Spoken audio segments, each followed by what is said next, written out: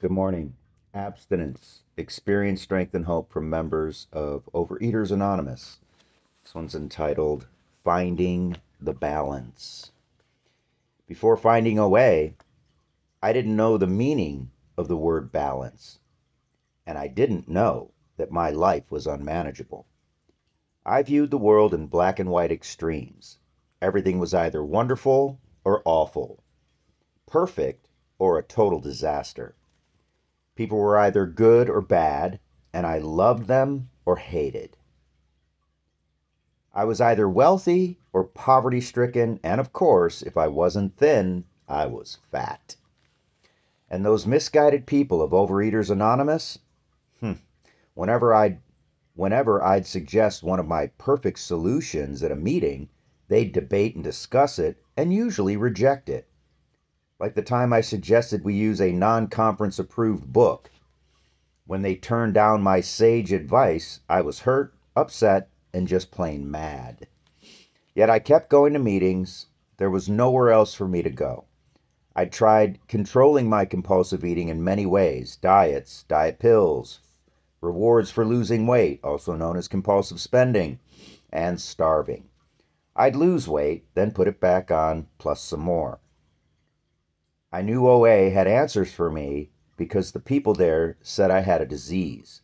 They said I wasn't a bad person trying to become good, but a sick person trying to become well. Today, I find that discussing differences of opinion helps me grow. At first, when people in OA when this is what a cold reading does.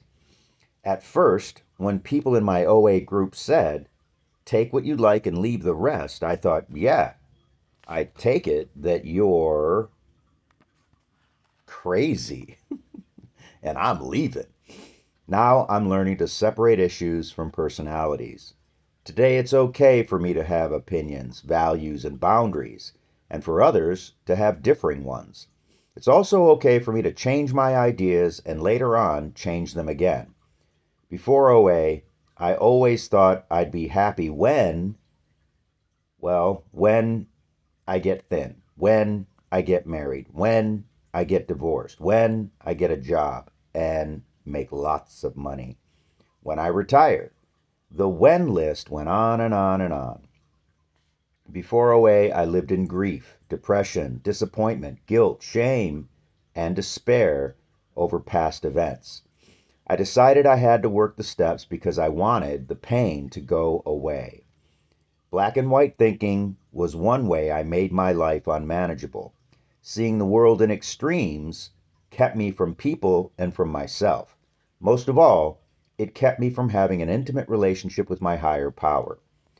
Today I can choose to go through problems rather than avoid them, seeing them as opportunities for growth. I recognize this world and the people in it as conduits through which my higher power contacts me. Through OA, I found a way to be happy now. Call it whatever you want: acceptance, balance, growing up, living life on life's terms. I call it being abstinent, in contact with my higher power, and living one day at a time. And this comes from a member in Crystal Lake, Illinois. Yeah, I'm going to do my best to surrender to this day and this day's planned abstinent eating. Yeah, the opposite of compulsive overeating is abstinent eating, planned abstinent eating. There it is. Those are the opposites. And and I need to balance out my willingness to work the tools today. So I'm gonna do my best. I crunched. This is my clopin, so I closed last night and it went over. And then I gotta watch my hockey game, so that kept me up late. And I didn't have my food meals got out of whack. So I came home needing to eat a third meal at 11:30 at night, and I chose the last remaining trigger food that was still in my freezer that I had not been willing to just throw away. So the character defect there is, again, this one comes back to haunt me over and over and over again, is this idea that junk food, death food, I'm going to call it death food, has this link to saving money. It is such a, a, a cunning and baffling trick that my disease entraps me with, right? So that's all victim language, right? So I'm making those choices. I've got to take responsibility for eradicating trigger foods out of my house. So that's it. If abstinence is the most important thing to me today, then get rid of trigger food in the house. Okay. And I'm pretty sure right now I don't have any trigger food in the house. So I'm good there. But I partook last night.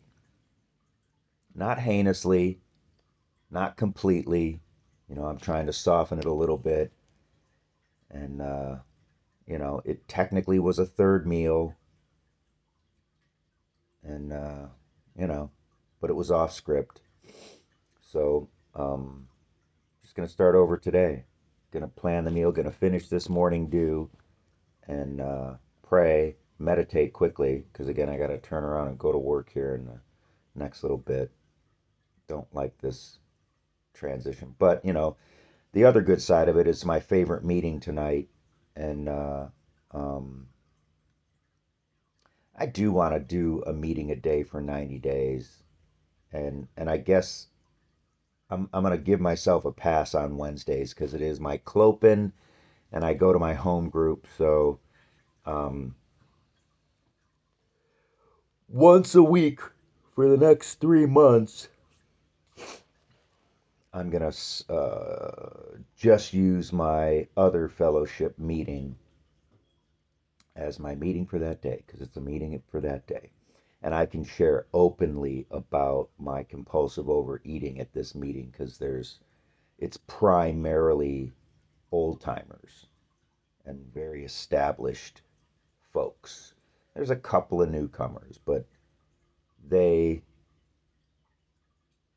they get that it's an old timers meeting in the best of ways. We really do truly focus in on them, but the old timers share good old timer shit, and we don't have to coddle the newcomers there. So that's it. I go to my favorite meeting tonight, but I'm going to do a quick food plan. I've already got some food prepped for lunch and pretty close for breakfast.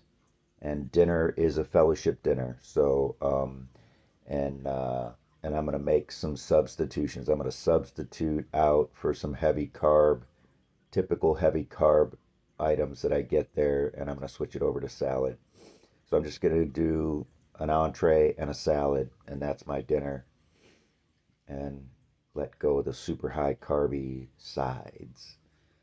So, so I got a plan, and I'm going to surrender to it and connect with my higher power and ask for help. And I'm going to send off to my food sponsor what the plan is for the day, and and have a good day. I'm going to give work an honest date, and that's it.